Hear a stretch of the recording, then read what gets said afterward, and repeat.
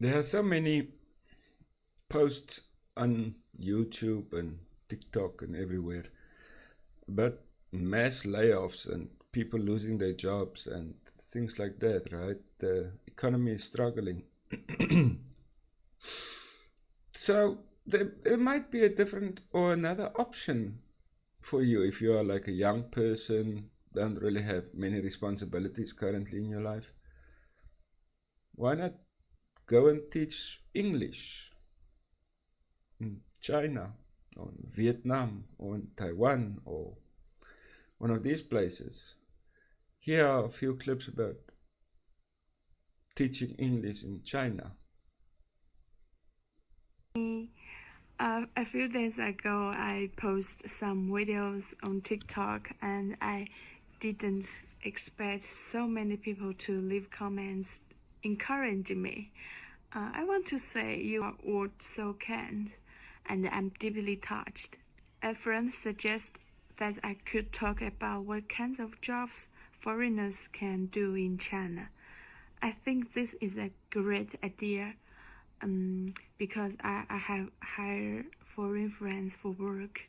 So today, from the perspective of a Chinese company, I'll tell you about the job opportunities available in China.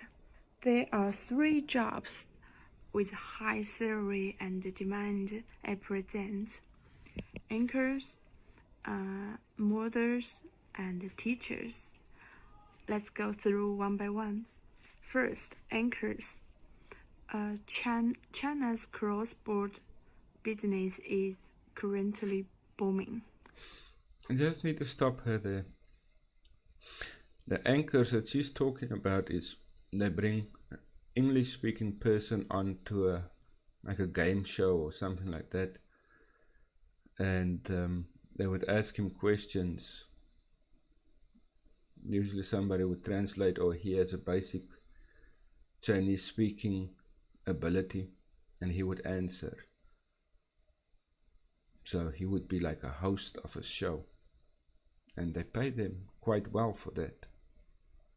So, if you speak Spanish or the language of Southeast Asian country, that's a big plus. If not, don't worry, there are still many jobs as long as you can host English live stream.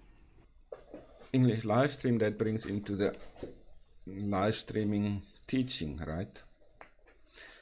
Many parents go online and find live streaming for their children. They don't want to send the children to cram schools to study after the normal school day. So they would enroll on a 1 or 2 hour session online speaking to a foreigner. If you want to work as an anchor in China, I recommend looking for jobs in Shenzhen. Most positions are part-time, hourly wage of around $27 to $40. You can also earn $40. 1% to 5% commission, which is already a very high-paying position in China. Second, if you have a good-looking and good figure.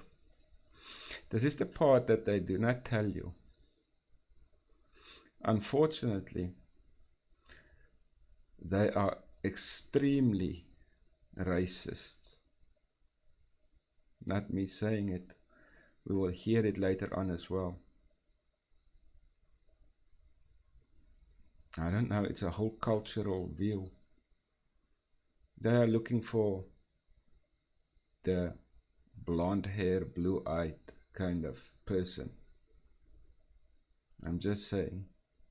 figure. You are well suited to be a short video actor or advertising model. Shooting commission and short videos for business. This is generally paid by hour up to $138. Wow. I recommend cities like Hangzhou, Guangzhou, Shenzhen, Shanghai. Lastly, teachers in China. This is a great, very good career. And foreign teachers are employed by three types of schools. Very expensive private school. These expensive private schools and the government schools, you need your teaching credentials. So if you just walk in and say, okay, I've got an economics degree or accounting degree, they will not hire you at the private schools, at the international schools, or at the government schools. You do need a teaching degree. Highly reputable public school and training institution. There's training institutions. Here in Taiwan, we call them cram schools. Those are the private businesses that employ foreigners as English teachers. And for that, you need to have any degree, really, any degree. Underwater welding, as long as it's from a recognized university. And then usually a teaching English as a foreign language certificate. It's an extra thing that you can do, like 120 or 150 hours. Regardless of the school type, the salary is very high, around $3,000, and they usually provide visas, accommodation, and meals. Most positions are full-time. You can choose from many cities. Any core city in a province. Above is a general reference for foreigners looking for jobs in China. If you have any specific questions, feel free to ask in the comments. I'll reply to every comment I see. Cool. Yeah, so they are there. I just need to push back a little bit from my experiences here. Let's say you are full-time employed, and you think as a full-time employee, you are there from 9 o'clock in the morning if you teach kindergarten or whatever, until like 4 o'clock in the afternoon or 5 o'clock in the afternoon. But they never give you the benefits of a full-time employee like we know it from the West. On that part, you are considered a part-time employee. So what that means is you are being paid for the hours that you teach, not for the preparation hours, not for the communication with the parents hours. So she does leave out a few basic things that, yeah. In any case, I'm a student, Road to 2025 Malawi School Certificate of Education. So I want to do school there. Help me anyway, please. Yeah, Joe, maybe just do your research a little bit about the racism. I'm not saying everybody is like that, but it is a big factor.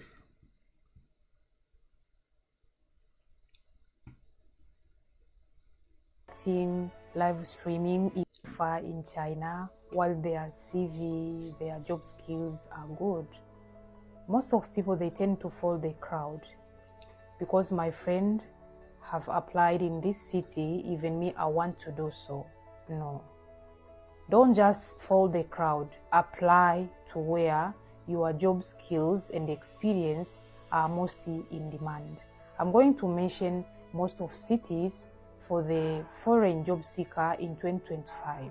Shanghai is the business hub city. Jobs like international teaching, trading, marketing, finance, modeling.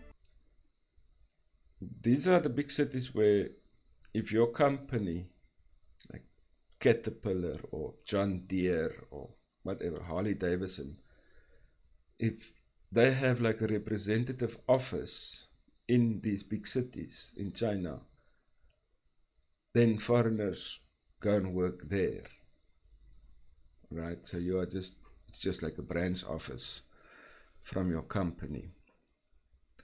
Modeling is, yeah, they just want different color people to do these kind of things. Same with finance, right? Like a JP Morgan or a HSBC branch in Shanghai.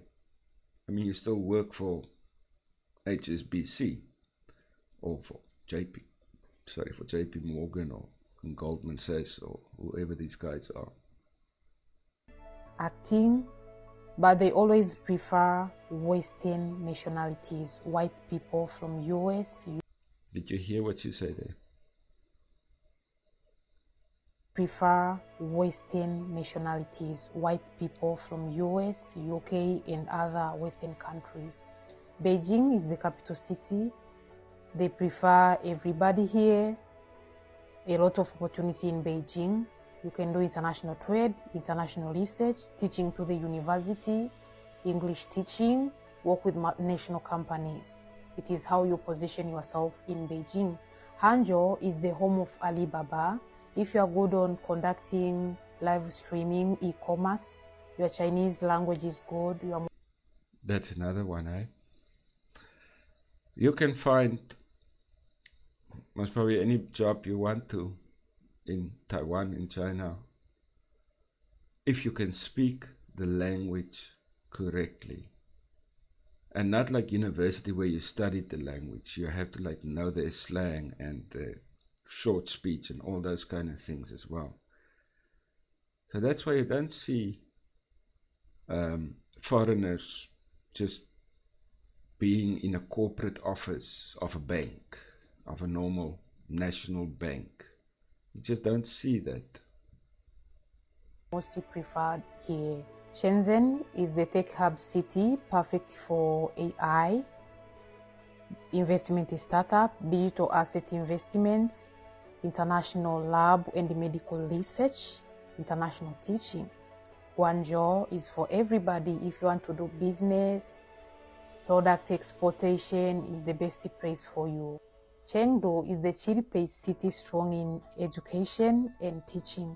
If you want to get the international job offer easily, from the kindergarten to the university, apply in Chengdu. And I always advise my friends from Africa, Black American and Asian to apply the job here. Why do many... Yeah, I mean, we should all apply everywhere, right? I mean, you never know who's going to employ you. But do yourself a favor and see when you apply for these kind of jobs, how many of them will ask for a photo?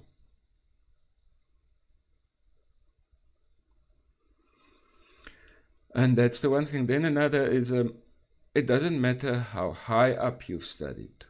When you are employed by these learning centers, these cram schools, your PhD means shit to them, eh? They don't care. They offer you the normal rate that they will offer a person that has his or her bachelor's degree for 4 days. Take it or leave it. There's not much that they say here in the, how can I access the WeChat? I want a job, I don't know what to do. Help me, please. You know, there are many sites that will help you. If you take a few minutes of your time, just go and search for them. Lessons learned from China's high unemployment to prepare for the white-collar bloodbath from AI. I guess she's referring to the high-paying 25-year experience kind of jobs that's being shredded now all over the place, that you can just find anywhere on the internet now. So if you are worried about the white collar bloodbath, let me paint you a picture of what it's like in China so that we can learn. I think we can take a lot of lessons from current countries with high unemployment. China, apparently, if you're 35 years old, you are now seen as a human cost, not a human. That is correct. If you are over 35 and you want to further your career, you were some kind of executive somewhere, or your top management, middle management, top management of your company in the West, and you think you're going to come here and advance that, chances are high that you'll end up as a cram school teacher. Human resource, and they specifically ask you whether you already had children or whether you're planning to have children in the job interviews. Most of the time it's the folks that are 35 that are getting laid, over 35 that are getting laid off. And the other thing is that most of the people who are older, then they go and they work in gig work, but that's probably going to be replaced by AI. They also somehow also have a high youth unemployment with about 20%. And then I've also heard that like the reason why China has so many young retired people, and by young I mean in their 50s, is because of high unemployment and getting pushed out of the job market. So overall, lots of learned lessons here. And oh, the last thing is that if you are over 35, they want you to work a 9 to 9 6 job. That's why they want young people. It's not just if you're over 35. No. They especially expect a young graduate to do that 996. A young graduate, and then they also expect that young person to go home after his or her boss. So if that boss decides that he must have a meeting or whatever until 10 o'clock, somebody in America or something like that, those young people, they stay busy in the office until the boss leaves. So it's not just the over 35s. Because it's 9 a.m., 9 p.m., 6 days a week. So if you are upset that your employer is currently asking you to come into the office 3 to 4 days a week, it could get worse. It could get a lot worse. So good luck. Yeah, it's not always sunshine and roses, right? She's talking here specifically about maybe the engineers or the scientists or people like that, not really normal everyday teachers, because usually the late classes for teachers, they end around about 9 o'clock in the evening, 8:30, 9 o'clock in the evening. What does he say there? Oh, that's a way too long. Maximalis. I'm not going to read that. China. What is this one? China has many economic problems, with AI being only one drop in the bucket for unemployment. The white-collar job market in the US has been impacted by AI. But Trump's blah blah blah. Sure, politics is most probably in there as well, but I personally believe that AI is the biggest one. If a company has to sit up or stand up against unions and people fighting and having discussions every second month about wage increases and maternity leaves and all those kind of things that normal people that we all want, if they can just replace your job with a robot, that robot doesn't fight back at all, and he can go 24/7, 365 all the time. So now we have a guy, he's thinking about going to teach in China, and it's not bad. I mean, it's a young man.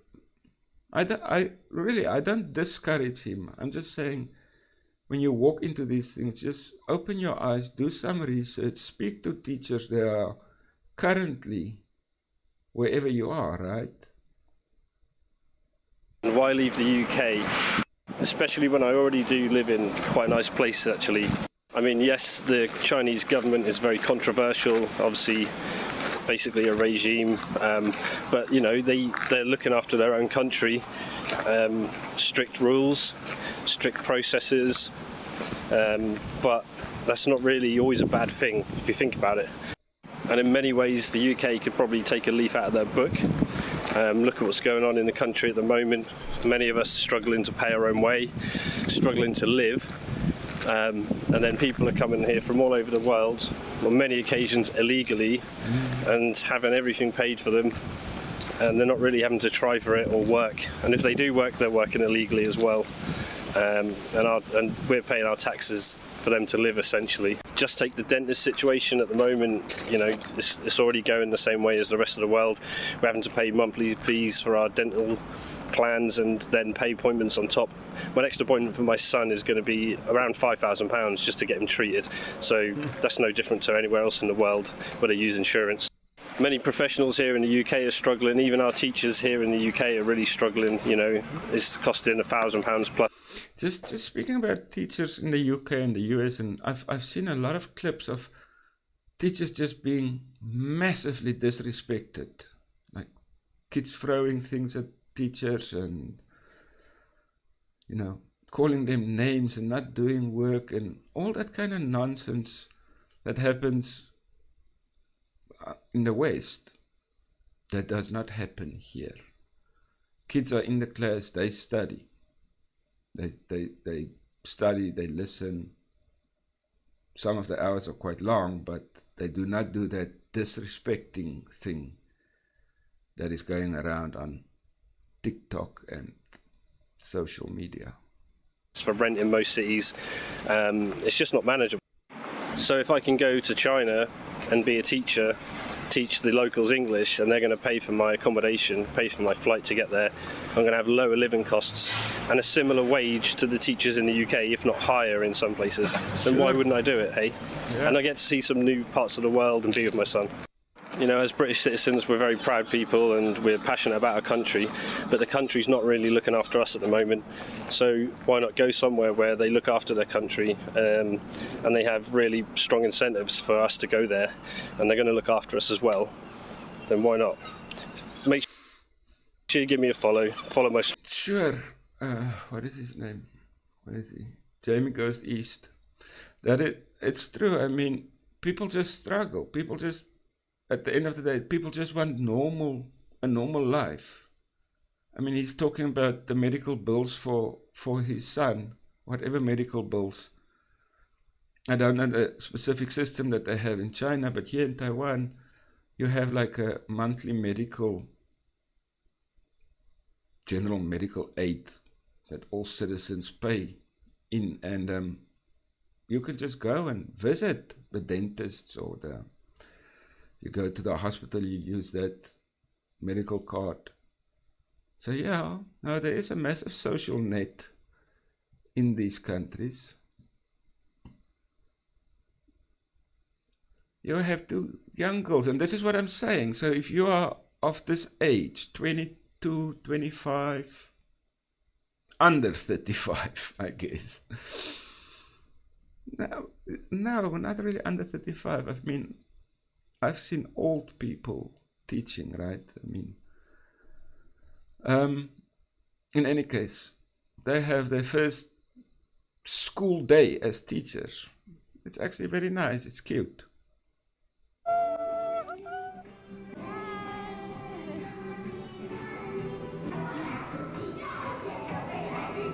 So I've just arrived in my classroom. Erin's in her classroom.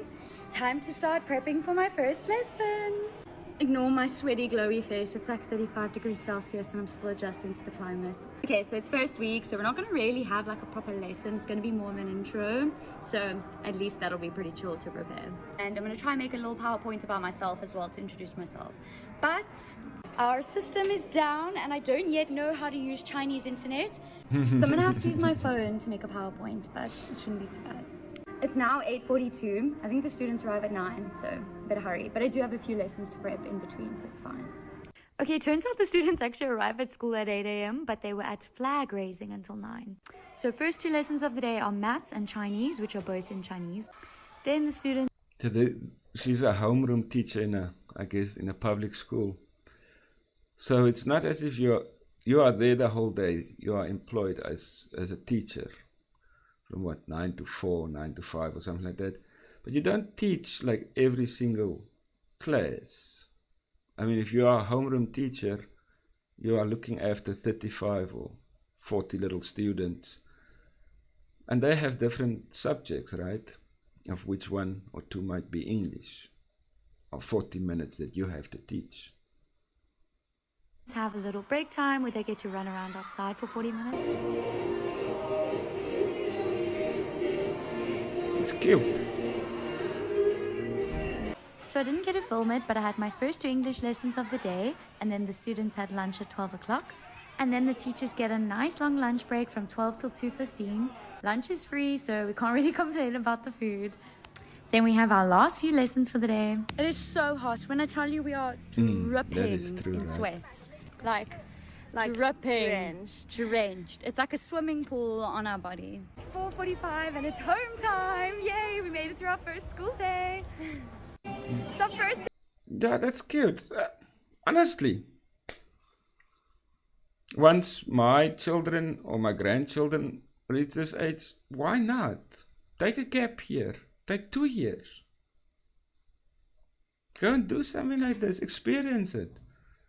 They also end up, if you are a government teacher, they also end up with like 1 month in August or something like that as a holiday, and Chinese New Year, which happens around about the end of February, you have another 3 weeks of holiday.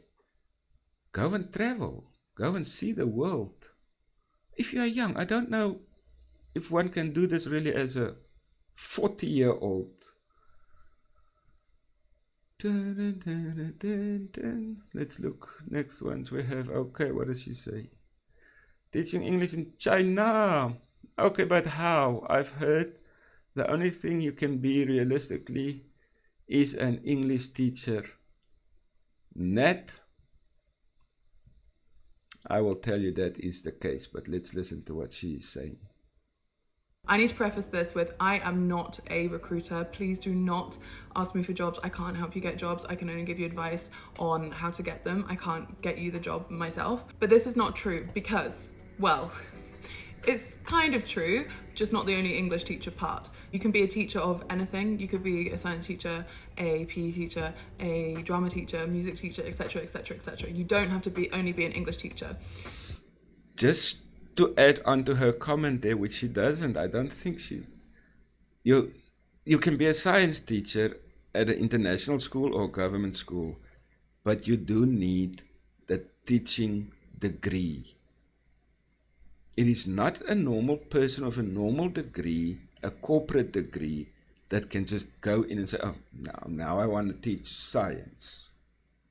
Mm-mm. If you're not a qualified teacher, yes, often you can only really work in training centres and kindergartens teaching English.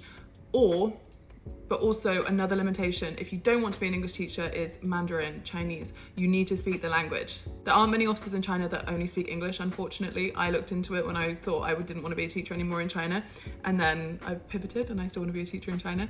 So you often need to speak Chinese. So if you don't speak Chinese, you will be limited. I think that being an English teacher is probably... You will be totally limited. I mean, why would a normal... let's go with an investment house, a local Chinese or Taiwanese investment house, not a JP Morgan, not a Chase Manhattan or whatever, Bank of America, a local one. Why would they employ you as a foreigner?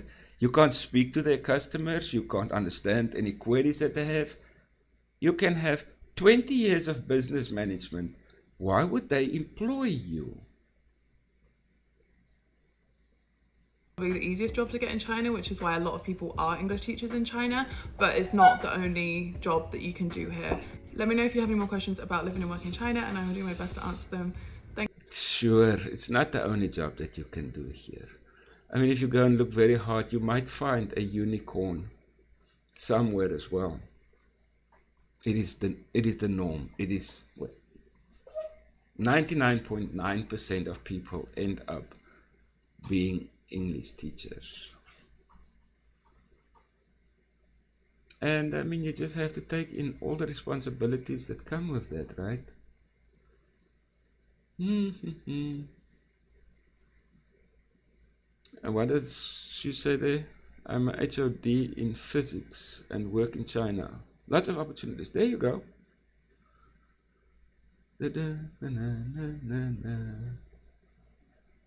English teacher is the only job that always needs someone with a white face to do in China. You don't even need any certificate or whatever. If you are white, you can easily make at least 10,000 RMB per month in China. Modeling could be another one. I would reach out to somewhere like Zhutong, because she's actually telling you the truth. It's not all sunshine and roses. And this is now many people, let me just make this big screen. Many people, because of the law, there's a law that Chinese president banned English teaching in China. But it's not all specific. If you go and ask Google here, can I teach ESL in China? And this is the answer. Yeah, you can do it, but there are some requirements. That 120-hour TEFL certification, that is what you need on top of your normal degree. Your passport should be from an English-speaking country, usually the UK, Ireland, USA, Canada, Australia, New Zealand, or South Africa. And there are many people that fight back against that as well, right? I mean, like India is also English speaking, or is it Sri Lanka, Swaziland, those, but you just don't see those people in Namibia. I'm not going to look at the video, but if we can just quickly look at this here. So you need a work visa, then you need your normal bachelor's degree, your 120-hour TEFL certificate, nationality, we've already talked about it, and then a job offer. It's like chicken teeth again. It's so rare. I mean, you sitting wherever in your city in the West, I don't know, let's use New York, and now you go onto all these Chinese teach English sites, and you apply and you send in your CV and everything. Those employers, they will not hire you over the internet. So what do you really do? I know many people come here on like student visas or visitor visas, and then they go and do these kind of things. They go and they see the companies and stuff like that to get a job offer. Then you also need a background, like a FBI background check on yourself. I mean, obviously they don't want people with bad backgrounds here. So yes, it is possible to do it. It will take a little bit of planning, but if you are young and you have nothing to lose, or you want to see the world, you want to have like a working vacation, work for 5 months, travel for a month, work for 5 months, travel for 3 weeks, that kind of thing, it might not be a bad thing to go and hang out and teach English somewhere. Just thought I'd put it out there. Alright, YouTube. Have a wonderful one. See you on the next one. Cheerio, guys.